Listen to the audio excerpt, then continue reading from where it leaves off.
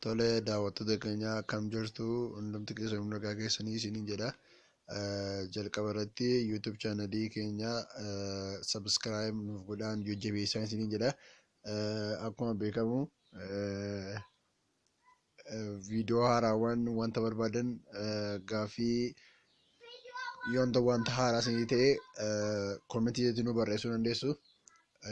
Har'a akkuma beekamu aappii barbaanneratti maqaa keenya barreessuu yoo barbaanne wanta barbaanne irratti barreessuu yookiin immoo footoo keenya irra galchuu akkamitti dandeenya kan jedhu isinitti agarsiisa.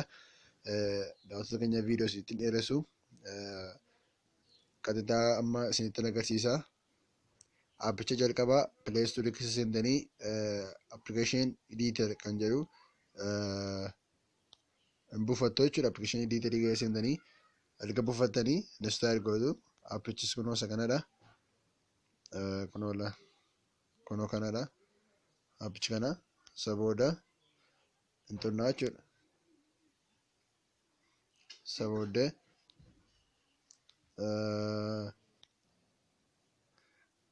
erga inni akkasitti nuu banee booddee aappii kana kunoo akkasitti isa gaa'annu fideedhu select application from apps jedhu kana intarnaa jechuudha. Isa xiyyaan isinitti agarsiisu kana.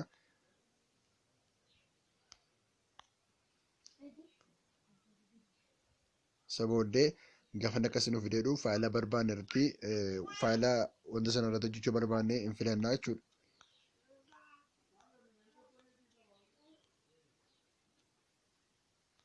Isa booda gaafa akkasii nuuf fideedhu aappii irratti wanta sana gochuu barbaanne sana hin filannaa jechuudha. Fakkeenyaaf mi'aanii Oromoo sarkaazimii kan jedhu kanarratti hojjedhee isinitti agarsiisa. Gaafa inni akka kanatti nuuf fideedhu nuti immoo common edit seeru kana filannaa. Gaafa akkasii nuuf fideedhu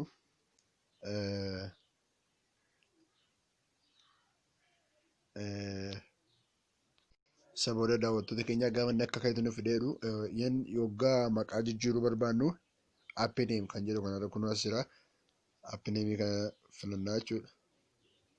Isa booda aappii neemii kanarratti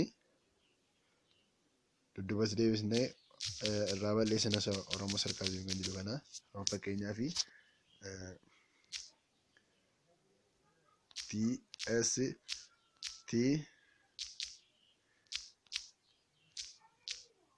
TST Oromoo jedheetan barreessaa jechuudha. Fakkeenyaaf footoo yoo ta'e immoo kunoo bakkuma argaa jirtan kana bakka argaa jirtan kana kunoo fakkiin bakka jiru kanatti intarnaa jechuudha. Isa booda faayila keessa footoon keenya keessa jiru filannaa. Gaafa filanneeru hundi akkasiin gaafa nu fidu intarnaa jechuudha. Amma fakkeenyaaf footoon koo akkasii naa fideera. TST Oromoo kana kunoo asitti naa fideera. Isa booda maal gochuun naafa seef gochuun naafa. Isa booddee aappichi xumureera jechuudha. Bakka seef ta'eera. Aappii isa duraa sana remove goonee install goona.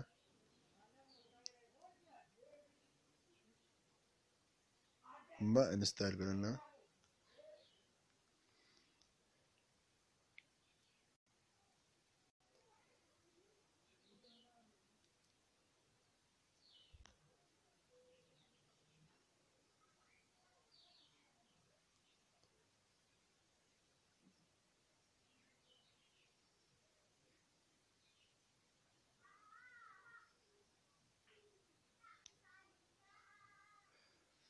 Raateera jechuudha.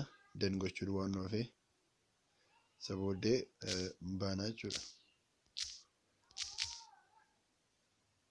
Isa booddee footoon kunoota aappiin amma TST Oromoodhee kan ittiin barreesse suuraa koo gashee kunootti. Isa booddee kunootti akka kanatti nuuf fideera jechuudha. Aappii kana akkasitti itti fayyadamuu dandeenya. Daawwattoota keenya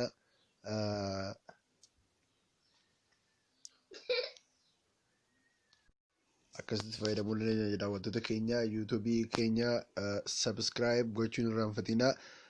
Wanta gaaffii isinii ta'e koomentii jalatti yaada nuuf kennaa isiniin jenna. Galatoomaa. Thank you.